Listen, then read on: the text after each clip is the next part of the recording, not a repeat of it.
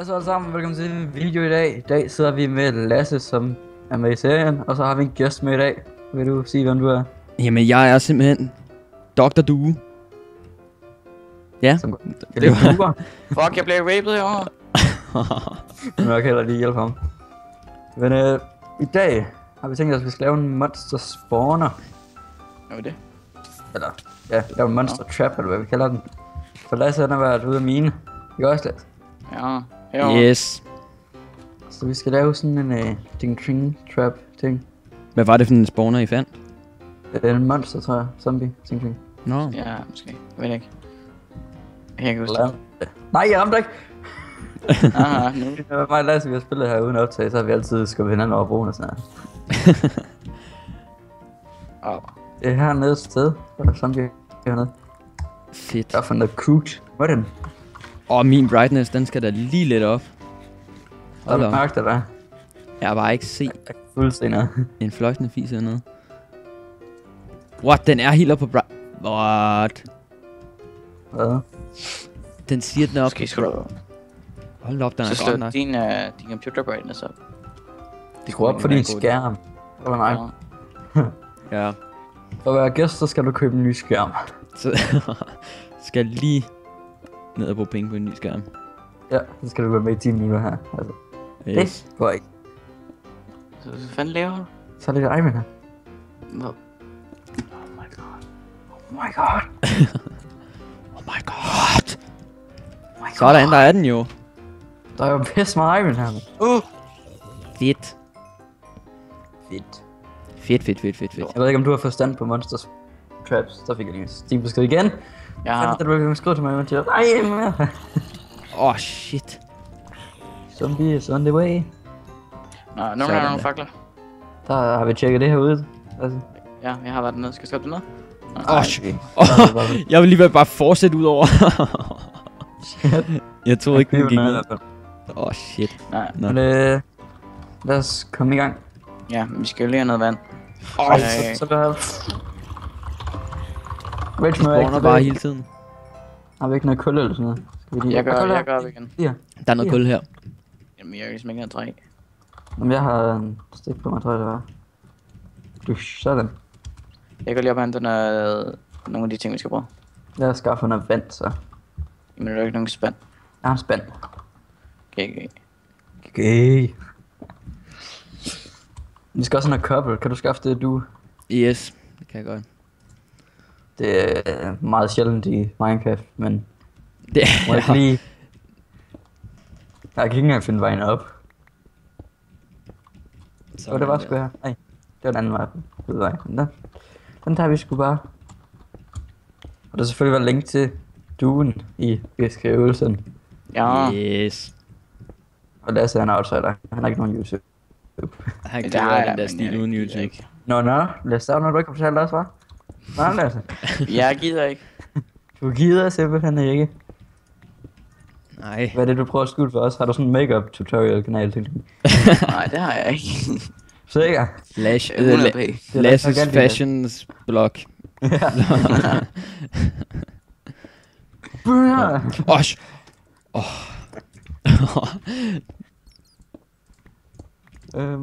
Vi skal have nogle skilte og sådan noget der. Skilte. Nå ja. Masser af skilt. Eller laver vi ikke bare sådan en easy en, eller laver vi sådan en syg en?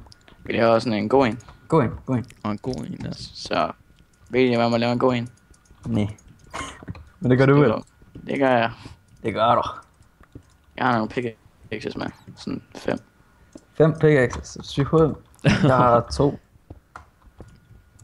Må ikke det? Så. Jeg koble det der. All der witches. Bitches. Er der, ja, jeg vil lige ved at sige det samme. Er der bitches? Ja, bitches. Så. Okay.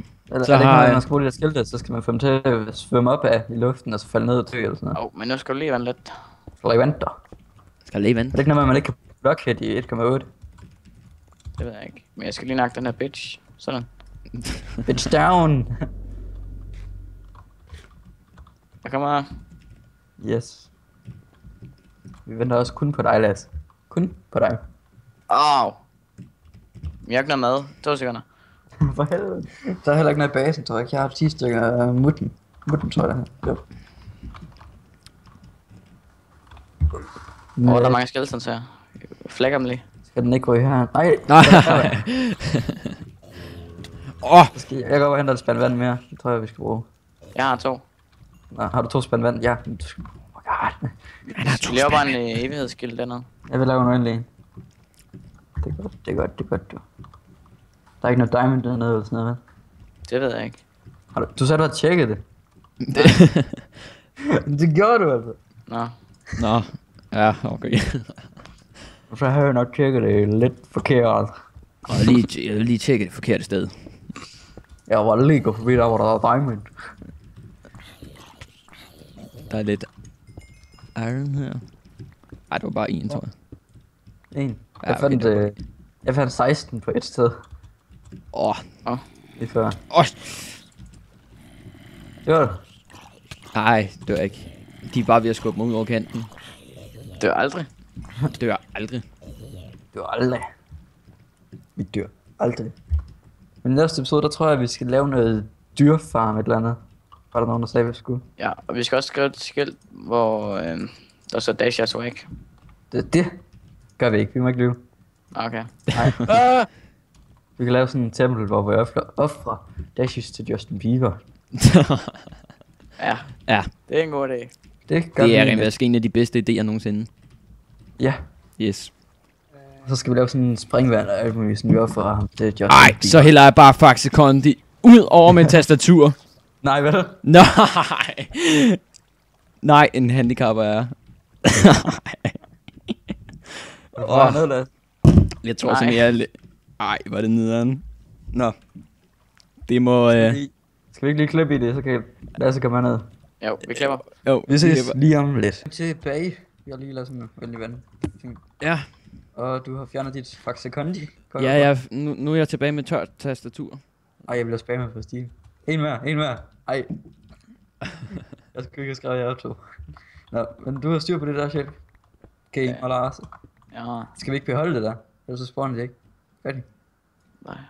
Jo, ja. Nej, jo, ej. Er du sikker? Ja, jeg aner Ja. ikke noget om det. Ja, jo, de spawner. 100 p. Sikker? 100 p. 100 p. 100p. Det går det så ikke hurtigt, hvis du har... Hvad hedder det? Dem der er under? Nej. Sikker? Ja. Sikker? Ja. Sikker? Nej, men. Sikker? Ja. Er du sikker? 100? Men hvorfor laver jeg ikke noget? Vi ved ikke, hvad vi skal lave. Jeg ved heller ikke. Gå ned ad mig, så. Derned. Nej. Jo. Giv mig skiltene, jeg ved godt, hvad jeg skal. Nej, glem. Nå, vi går ned ad vejen her. Vi går ned eller miner, så lader vi Lasse klare sagerne. Yes. Ja. Vi tager det sted, Lasse har sagt, han har undersøgt. Var der ikke en endermand lige der? Vi nakker. Altså, jeg kunne undersøge det for Ivan. Så er du ligeglad med diamanter. Sådan. Ja, fordi jeg magter det ikke. Ender Okay. pearl.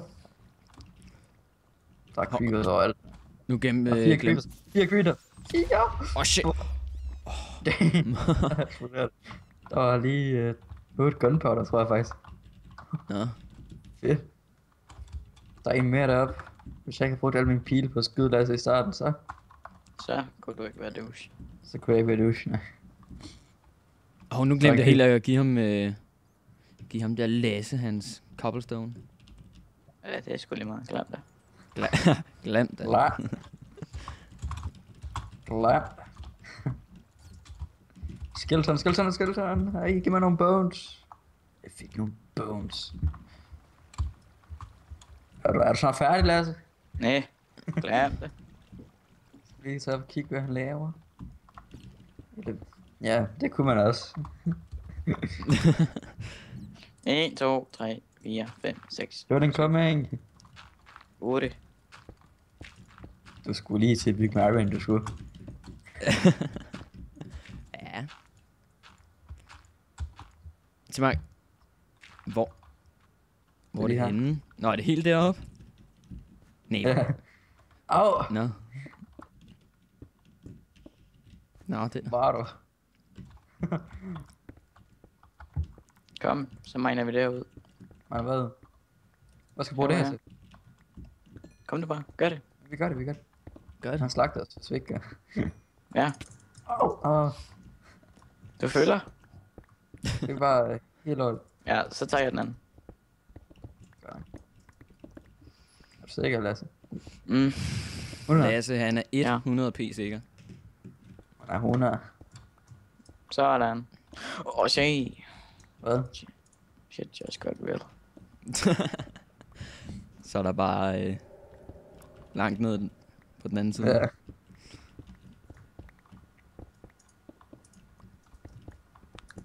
Ja. Ej, Lasse. Shit, just got real. Shit. Hvad er meningen med det her, Lasse? Det så kommer der vand ved siderne. Ved siden af, og Det er så meget smart. fører de op i luften, eller? Ja. Det er det. Sådan af. Hvordan? Så gør vi det sådan her. Lasse kan sige pis. Lasse ved, hvordan man gør det der. Det her, det er bare OP. Yes. Det er bare OP. In the pearl. Au. Det var slet ikke waste, eller? Ja, hvordan kan Move vi... your ass. Undskyld, altså. Fail. Du fejler, Lasse, det må man ikke. Jeg gør, hvad det passer mig. Og sådan er det. Ej, Lasse gør, hvad der passer ham, altså. Sådan der. Så skal vi bruge skilte. Skal man ikke også Så er bruge det vand? bare hvad- skilte. Ej, nu røg Du skal også bruge vand, ikke? Sådan der. Gå da væk, mand. Så får han bare Nu er jeg slag. på brugt min nedfælde. Man skal ikke forstyrre Sådan. Lasse, når han laver hans zombie farm her. Nej, det kan man godt glemme. Hej. Så kan vi lige så godt bare ryge. Ej, nu røg jeg ned igen. Nej. Og lige op på den her måde. Sådan der. Du er i action. Dune i action, hen over vandet. Sådan der. Sådan. Sådan der. Vi skal bruge noget vand. Så er vand lige der. Lasse, værsgo. Du skal bruge noget vand i en spand. Vand lige her, Lasse. Kan du ikke lige smadre, så jeg kommer ud? Nej. Gør det alligevel. Ja, der kommer bare det der skilt. Det her, det bliver lidt... Jeg tror lige, vi rykker den der. Rykker. Med rørgarn. Rykker. Jeg rykker den bare en lille smule. Her. Okay. Nej, det kan du godt glemme. Nej. Det er så ret smart, det der med de der uendelighedsbrønde. Ja. Farvel igen. Der var en gang, hvor man kunne lave det med lava, mener jeg. Ja. Det var smart. Gå nu væk, mand. Undskyld. Men der skal være heller ikke for langt op i luften, så de gør det ikke. Nej. Nå. Nej, Åh. nå. Hallo, hvis man går i F5, så er der x-ray. Ja, det bugger helt vildt. Så behøver stuen ikke hente sit x-ray. Ja, Ja. det... Så kan vi se hans nyeste video og se forklaringen på det. Den video, den forsvinder nu. Nå, okay. Skide godt. Nå, jeg skal have noget vand. Skal du have vand? Skal jeg spænde op? Nej. Du kan også bare lade være. Nej, vi gør sådan her. Møj smartere. Hvad laver han? Han er væk. Ej. Shit, Hey. Tror bare lige, vi graver. Nej, vel ikke over Vi drukner bare Lasse, vi gør. Ja. Ja, lad os du bare drukke, vi savner dig ikke, altså. Jeg hader også dig. Det har jeg ikke. Det er jeg ikke bekymret om, mand. Det, Nej. det vidste Kom jeg nu. godt. Hej. Så, Farvel. farvel. Og kommer Lasse lige op, og så væk igen. Så tager han vores vand, og så smuder han. Smut. Og så flyver han op igennem stenene. Skide godt. Så bruger han lige hans flyhack. Skal vi lave Ja. en one-hit, eller hvad laver vi? Ja, Ja. men jeg skal bruge noget vand. Jeg kommer igen. Jamen, du skal være velkommen, du. Nej. Hvordan? Sådan der. Ej, hvad laver du, kid? Ej, jeg kan ikke komme op. Nej, hvor det var. Jeg laver lige en Stige her. sådan der. Er du sat dig lys, din faggot? Det har jeg gjort. Dør du, Lasse? Dør du? Kun lidt. Sådan. Nu skal vi gøre det igen. Mange Bare- blocks er den her ude. mange skal du have den op? 23. Der er 20 sikker. Ja, 100 p. 2, Vi skal sgu da bedst lave 5 episoder nu. 6, 8, 10, 12. Så meget kan du alligevel selv til, eller hvad? Så den er skrevet op på 14. Ej, en Steam-besked med dig. Ja, det er Steam-episoden, det her. Jeg kan ikke se en skid. Ej, der er 3 viewer, der er 3. Ej, en down, en eksploderet. En nakket. Jeg kan ikke se en skid. Hvad fanden er det her? Masser af gunpowder. Det tager 100 år smadre, mand. Det er fordi, du er vand. Nej, det er ikke derfor. Er det ikke? Det er det sgu da. Det er fordi, du er vand. Douche. Sådan. Er det ikke samme sted, vi sætter den til at falde ned igen, eller hvad? Ja, nej, ikke. Men 2 blocks hen. Ja. For fuck's sake, mand. Lasse Cam. Vi laver lige Åh, shit, så kommer der bare sådan en lille hisse en der. Ja, den vil bare lige være med. Den skulle da lige være med nu. Hvorfor er vi lavet en fælde til os? Jeg er ikke dum. Ej. Vi har Lasse Cam, sidder og kigger gennem stenene på Lasse. X-ray. Ja, han er lige der. Vi kan se. Han er svært. Så er allerede gået i kvarter. Nej. Nej, vi tager op til 20 minutter. Det er lige meget. Ja, vi tager 20 minutter. Så er det lige godt lidt. Den anden, den var kun 13. Ja. Så. Farvel igen. Så smutter bare igen. Kommer bare lige op, og sådan igen. Ja. I næste episode har jeg også en idé til den der dyrefarm. 20. Sikker på det 23 eller 24? Ja. Ja. Nå. Sikker?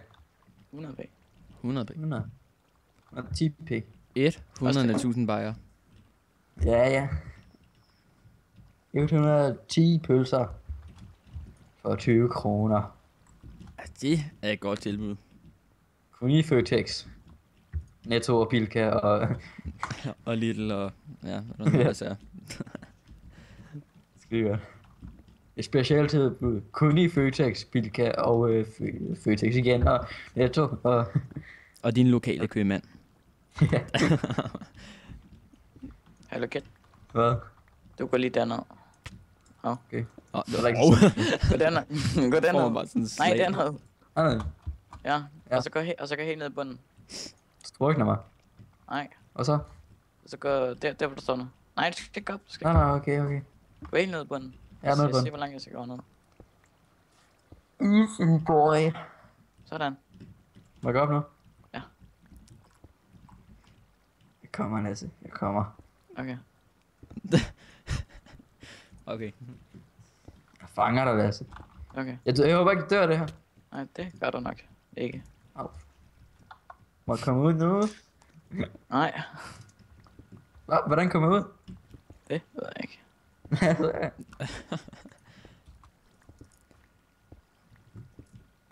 Hvorfor? Det kan lige... Det kan lige det her til. Kan vi så ikke bare stå og smadre dem her? Hvad er det nu lige? Vi kan bare stå og smadre dem her. Har du lige set, hvor heldig du er, Kid? Når du kommer op, får du bare en numse i hovedet. Skide godt. Ja, det var her, der var vand. Der står lige og laver en booty shake. Er du klar, Lasse? Nej. Jeg venter kun på dig, Lasse. Ja. Kun dig, Lasse. Du er faktisk pænt irriterende lige nu, Lasse. Ja. Du ringer ret lang tid om det, Lasse. Ja. Nu har vi faktisk lavet det hele, så har du ikke lavet noget, Lasse? Lasse, han har det bare med at ikke lave noget. Ja. Sådan der. Er du klar? Så, nej, vi skal lige fjerne det der pakker. For helvede, Lasse. Det er en, du skulle sørge for, og så har du ikke engang gjort det. Ja, du gør det. Nej, du slår mig. You got one job, and you fucked up. Okay, jeg gør det easy. Sorry. Jeg dør. Good luck. Hvad, er der mulighed for, at vi kan få sat nogle fakler? Jeg har fakler. Jeg ved ikke, hvad der sker for mit brightness. Se, så kommer der sådan...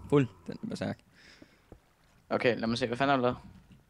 Ja, så... Ej, kæmpe douche. Væk med ham. Hej. Får du lidt vand?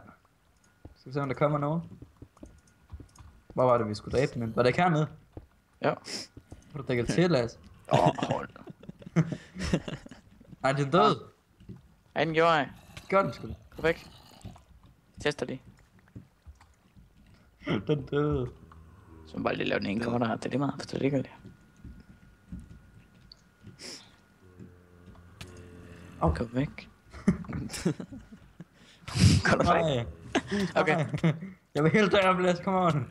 Okay. Godt lige, du ødelægger med kirke. Helt vildt, Lasse. Hvad kan lave sig? Få en skål i ansigtet. Gå du væk.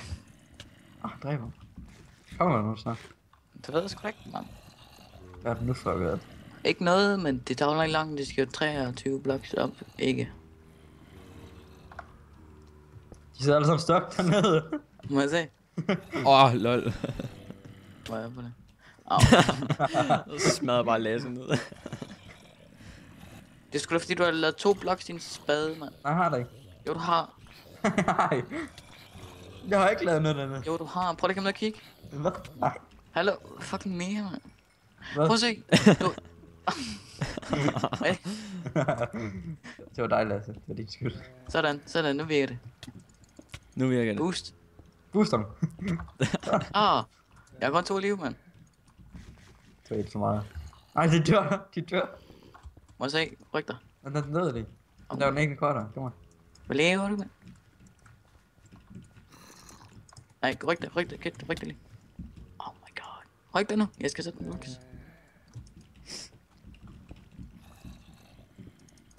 Nej, nu burde de fandme ikke dø. Fordi Sådan der. Ja, de spawner. Godt nok. Er du? Ej! Nej.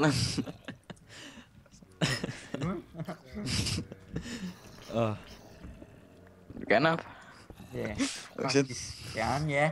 Tak. Klamper, så. Okay, vi kigger lige. Vi kigger. Prøv lige at rykke dig. Sådan. Så kig om de dør. Jeg tror, de gør. Vi har optaget Det gør 21 de minutter. 21 minutter. Vi er også sådan cirka færdige, så... Tak fordi I så med. Link til duen i beskrivelsen. 50 likes, så kommer næste episode ud. Og lad os se en fuck. Vi ses alle sammen. Hold. Farvel.